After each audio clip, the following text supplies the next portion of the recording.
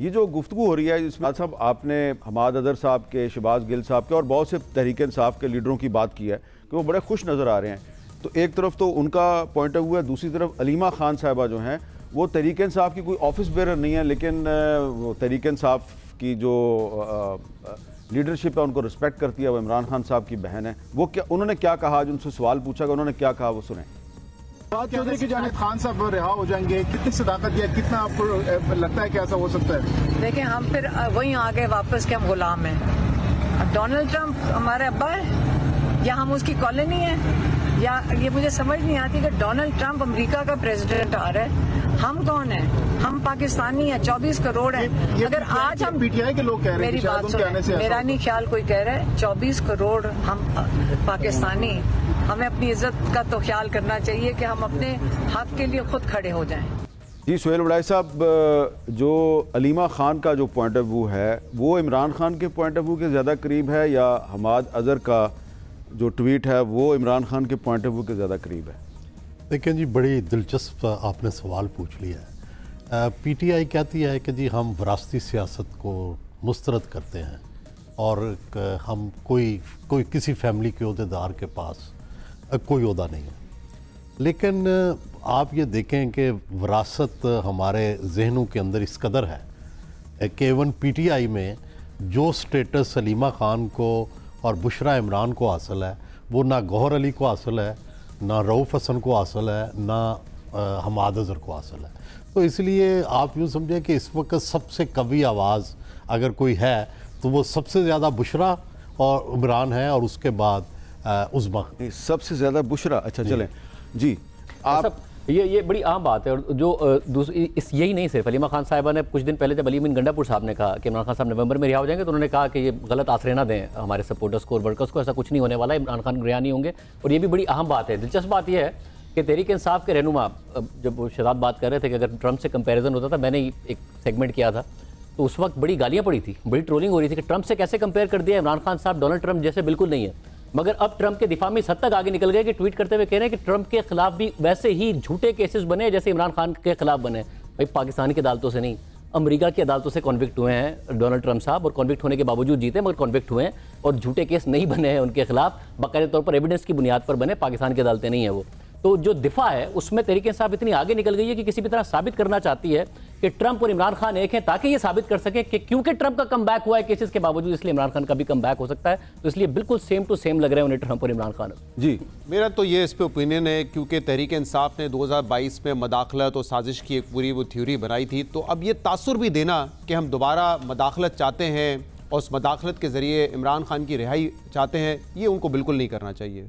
किसी किस्म की मदाखलत नहीं होनी चाहिए। और लीडरशिप मान तो नहीं रही, लेकिन मुझे और कोई लॉजिकल रीज़न नहीं नज़र आ रहा उनका खुश होने का कि ट्रंप आ गए, क्योंकि वो इलेक्शन नहीं। लेकिन अलीमा खान साहबा जो है वो कह रही है कि ट्रंप को हमारा अब्बा है। वो ठीक कह रही हैं, बिल्कुल बिल्कुल ठीक कह रही हैं। दूसरा हम साहब हम चले पाकिस्तान के जो ताल्लुकात है उस पर तो बात करें, लेकिन यहाँ पे हमने सुबह भी ये बात की थी, ट्रंप के सामने 200 ममालिक हैं जिसमें 40-50 बड़े इंपॉर्टेंट है, तो उसको तो बड़ा अपना एक होराइजन रखना पड़ेगा, सबके लिए देखना पड़ेगा। ऐसा नहीं है कि वो। लेकिन रऊफ हसन साहब ने एक बड़ी दिलचस्प बात डिस्क्लोज की है अपनी गुफ्तगू के अंदर, कि उन्होंने कहा कि पीटीआई की जो लीडरशिप है वहाँ वैसे की वो उनकी टीम से मिली है, और उन्होंने ये एश्योरेंस दी है कि हमारी प्रायोरिटीज़ में से एक होगी इमरान खान के लिए आवाज बुलंद करना और ह्यूमन राइट्स। वो तो पब्लिकली बात ये कि डेमोक्रेट्स हैं, उनके अंदर एक बहुत स्ट्रांग लॉबी है। लेकिन आप ये देखें ना कि अगर फिर आज वो लिखा गया, वो नहीं, अगर आज वो उम्मीद लगा रहे हैं जी, इसकी बुनियाद है ना उनके पास। देखें ना, तो खत आ गया ना 62 यूएस कांग्रेसमैन ने जो खत लिखा है और उस खत पे जो हुकूमत पाकिस्तान का रिएक्शन है, तो क्या आपको ये नहीं लग रहा कि अब बाइडेन साहब तो चले जाएंगे, तो ट्रंप साहब जब प्रेसिडेंट ऑफ अमेरिका बन जाएंगे तो उनको किसी को खत लिखने की जरूरत नहीं पड़ेगी? ये अहम बात है कि ये इस बात से नहीं फर्क पड़ता, वरना जो बाइडेन इंतजामिया जो डेमोक्रेट्स हैं उसमें तहरीक इंसाफ की ज़्यादा स्ट्रॉन्ग लॉबी मौजूद है। वैसे तो हम क्योंकि ज़ाहिर बहुत ज़्यादा 2 दिन से इस पर बात कर रहे हैं, अमेरिका की टोटल आबादी में कोई 1.25% मुसलमान हैं, लेस देन 1% पाकिस्तानी है। मिशिगन के अलावा कहीं और बहुत ज़्यादा इंपैक्ट भी नहीं पड़ता उस वोट बेस का कि हम ये समझें कि ट्रंप जीते ही पाकिस्तानियों के वोट की वजह से हैं, इसलिए उन्हें बहुत ख्याल होगा। बट ट्रंप खुद ज़ाती तौर पर इतने अनप्रेडिक्टेबल इंसान है क्योंकि बाइडेन इंतजामिया के अंदर भी बहुत अग्रेसिव लॉबिंग की गई तहरीक इंसाफ की तरफ से।